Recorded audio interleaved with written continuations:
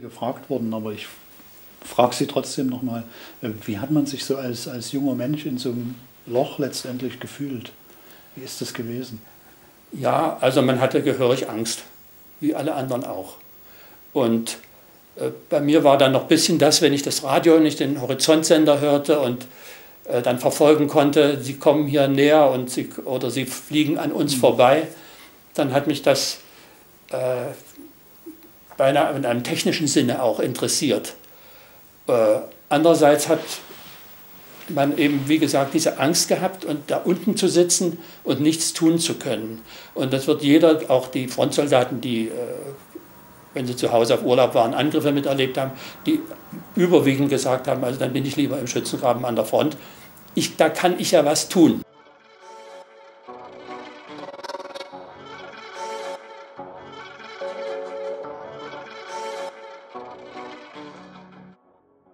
Ich bin 1927 geboren und meine Eltern wohnten damals in Langebrück bei Dresden, am Rande der Dresdner Heide.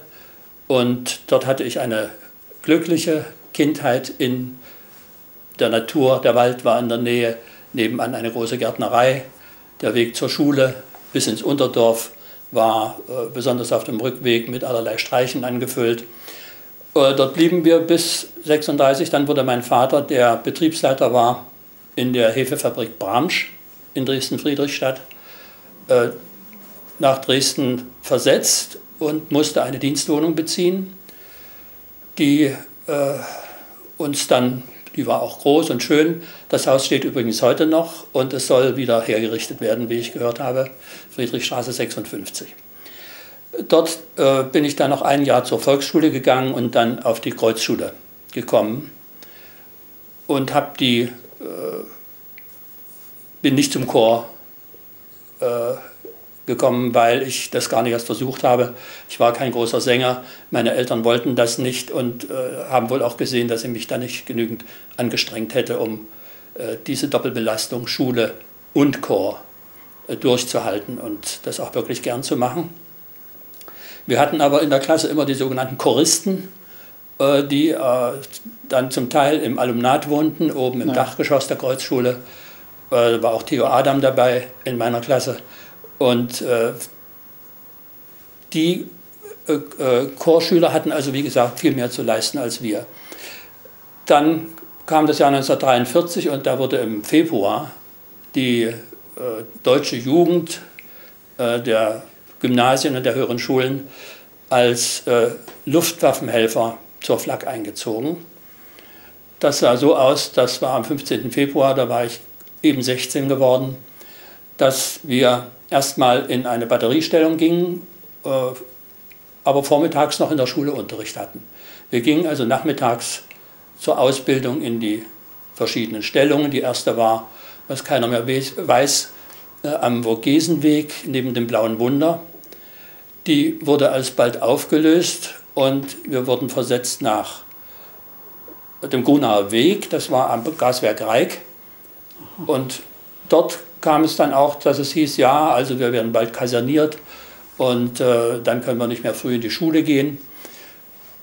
Dazwischen kam dann noch eine weitere Versetzung nach Rochwitz auf die Höhe hoch. Dort mussten wir eine Stellung aufbauen, die wir dann aber wieder verlassen mussten. Und dann fanden wir uns auf der Vogelwiese wieder. Dort war schon seit 1941, 1942 war dort bereits eine batterieschwere Flak. Was wussten Sie eigentlich als junger Mann vom Luftkrieg? Nur das, was die deutsche Propaganda verbreitet hatte, was mich, wie wahrscheinlich auch alle meine Altersgefährten, stark beeindruckt hat. Die Wochenschaubilder der Stukas, wie die mit ihren heulenden Sirenen runterstürzten, und dann die Zeitungs- und Illustriertenberichte über das brennende London, wo also ein Titelbild in der Berliner Illustrierten, woran ich mich erinnere, was mich stark beeindruckt hat, da sah man die Themsebrücke, und der ganze Rest war eine einzige riesige Rauchwolke. Und da stand dann drunter, London brennt. Und wie gesagt, wir fühlten uns da auch stark damit eben. War ein keinerlei, bei uns 15-, 16-Jährigen keinerlei Gefühl vorhanden, was passiert eigentlich auf dem Boden unten und sind da vielleicht Frauen und Kinder oder Menschen. Nein, also wir zeigen es denen mal. Nicht? So war die verbreitete Einstellung. Und ich meine, wenn Sie jetzt zur Flak eingezogen worden sind, hat man da keine Vorstellung gehabt, dass einem das auch selber hätte passieren können? Ja, aber ich glaube, in dem Alter geht die Fantasie in andere Richtungen. Aber man kann sich das nicht vorstellen, was uns klar war. Wir waren nicht gut ausgerüstet. Wir hatten die sogenannte Russenflak. Das waren also deutsche Geschütze, die mal in den 30er Jahren, als sich das Deutsche Reich gut mit Russland verstand, in die Sowjetunion geliefert worden waren. Das muss man sich mal vorstellen. Wir haben deren Flakabwehr aufgerüstet mit einem Kaliber von 85 mm. Diese Kanonen wurden beim Russlandfeldzug nun erbeutet. Wir konnten damit nichts anfangen, weil unser Kaliber 88 mm war. Da wurden die aufgebohrt ja, auf dieses Kaliber. Ja. Das bedeutete, sie hatten ein schwächeres Rohr, sie schossen nicht so hoch, man konnte nicht so lange damit schießen. Das wussten wir. Wir hätten also gern auch die richtige 8.8 gehabt.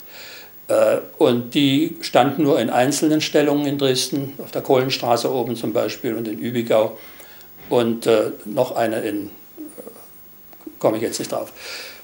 Das waren so, dass wir schon dachten, also beim Übungsschießen und was dann so gemacht wurde und Übungsflüge, die sehr oft abends veranstaltet wurden, wo ein aus heutiger Vorstellung besonders langsames Flugzeug eigentlich über den Himmel kroch, dann kam von Klotsche da hoch, da dachte man kann nebenher laufen und wir hätten es trotzdem nicht getroffen. Also das waren so zum Teil auch Diskussionen, die wir da gehabt haben, dass wir uns unterbewaffnet fühlten. Ja. Waren Sie als junger Mann irgendwie stolz, dass Sie dort standen an der Stelle? Nee, stolz nicht. Was war das für ein Gefühl? Das war ein sehr zwiespältiges Gefühl. Es gibt da auch Sprüche, die ich jetzt auf dem Kopf nicht mehr aufsagen konnte, aber der Klaus Ponto, der Sohn vom berühmten Schauspieler Ponto, der in unserer Klasse war, der hatte so einen Leitsatz verfasst, was der Luftwaffenhelfer alles ist. Der ist also ein dreigeteiltes menschliches Wesen, denn er muss dem Militär dienen und der Schule dienen und der Hitlerjugend. Und wir wollten, wenn wir überhaupt was sein wollten, dann doch eher schon behandelt und angesehen werden wie richtige Soldaten. Ja, mussten aber diese HJ-Armbinde tragen, wodurch wir wieder Luftwaffenhelfer in Klammern HJ. Und das hat es überall in Deutschland gegeben. Also egal, ob die jungen Leute nun in Bremen und Köln schon richtig mit schießen mussten. Überall war also der ein Einwand und man fühlte sich also etwas herabgemindert, dadurch, dass man das tragen musste. Diese Armbinde. Die spielte eine große Rolle, kann man sich gar nicht vorstellen. Und es sagte nichts darüber aus, ob der Junge vielleicht ein eifriger und überzeugter HJler oder Pimpf gewesen war. Man wollte für voll genommen werden. Hatten uns anfangs gleich luftwaffenmäßig eingekleidet, Adler gekauft, Koppelschloss gekauft, eine Mütze in Adler gemacht, das musste alles wieder runter.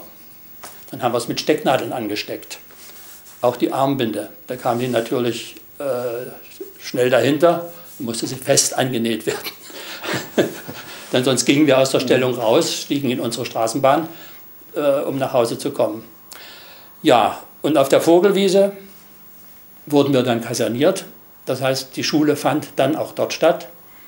Unser Betreuungslehrer und die anderen Lehrer kamen für Deutsch, Englisch, Geschichte und Latein und Griechisch kamen sie dahin und einmal in der Woche hätten wir für Physik und Chemie in die Schule gemusst. Das klappte aber meist nicht. Sodass wir dann dort gewohnt haben in diesen großen Ateliers oben an der Pfotenhauer Straße von den Bildhauern und unten in Baracken auf der Vogelwiese selbst. Haben Sie selber so einen Einsatz mitgemacht? Also haben Sie selber geschossen praktisch? Ja, auf der Vogelwiese nicht. Die waren immer, wie es so schön hieß, außer Bereich.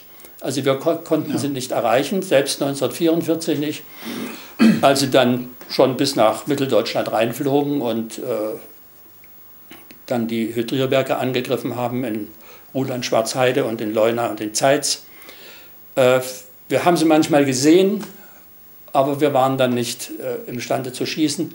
Dann kam der Herbst 1944 mit Überflügen direkt über Dresden, da haben andere Batterien geschossen. Da war aber die Vogelwiesen-Batterie aufgelöst. Das passierte also dauernd, dass die Batterien aufgelöst, dahin geschoben, dorthin. Und die Kreuzschule, die Schüler, die Luftwaffenhelfer der Kreuzschule kamen nach Radebeul und nahmen zwei andere Geschütze mit Schülern der Schillerschule aus Blasewitz. Die kamen in die Nähe vom Gaswerk Reik und die dritten kamen wieder raus nach Rochwitz. Ja, hier sind wir Luftwaffenhelfer von der Kreuzschule in einer Flakstellung in Radebeul und haben uns da in Pose gesetzt. Das Bild ist gemacht worden im Juli 1944. Aus der gleichen Stellung dieses Bild.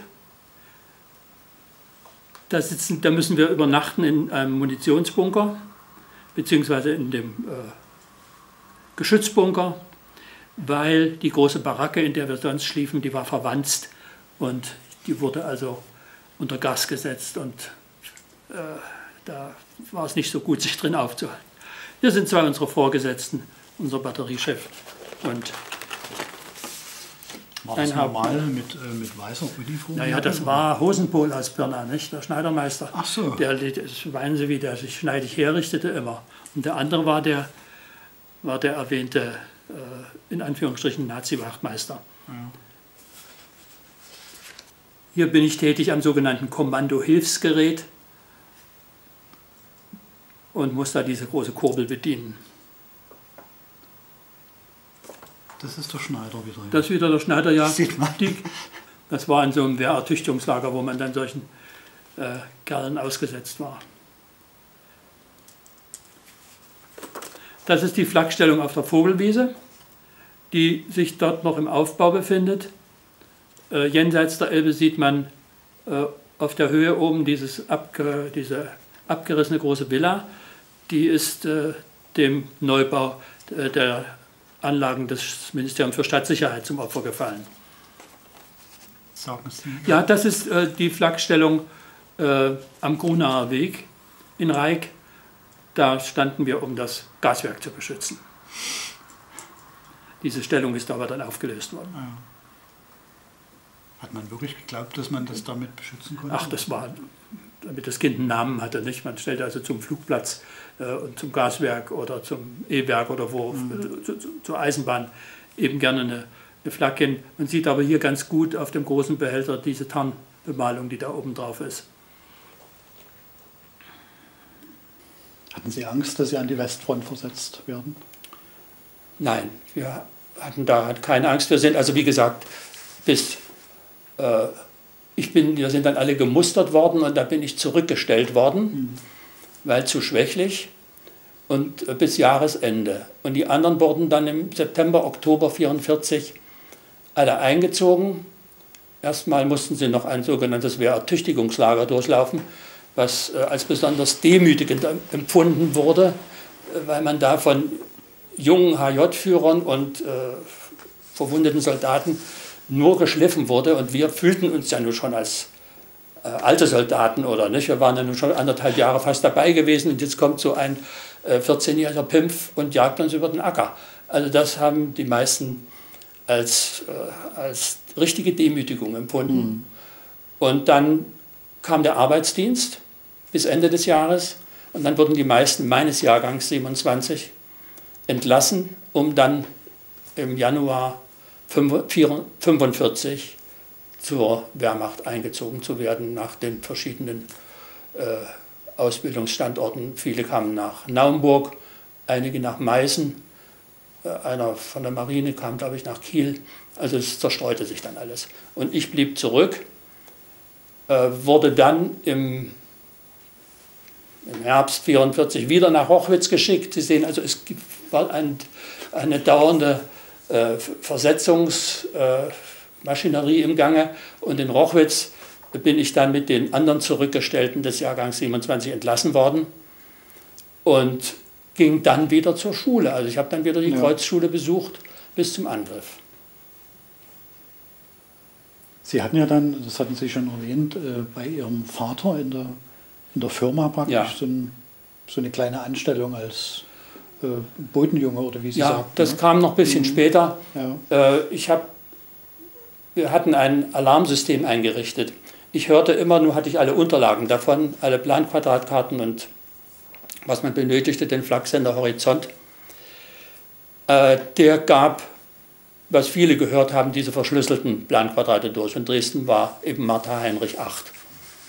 Und da verfolgte ich die Anflüge, die nach Deutschland weit reinkamen, von Westen und von Süden, und zeichnete die in meinem Atlas auf Butterbrotpapier, weil ich kein anderes Klarsichtpapier hatte. Ach, die besitze ich auch alle noch, diese Unterlagen.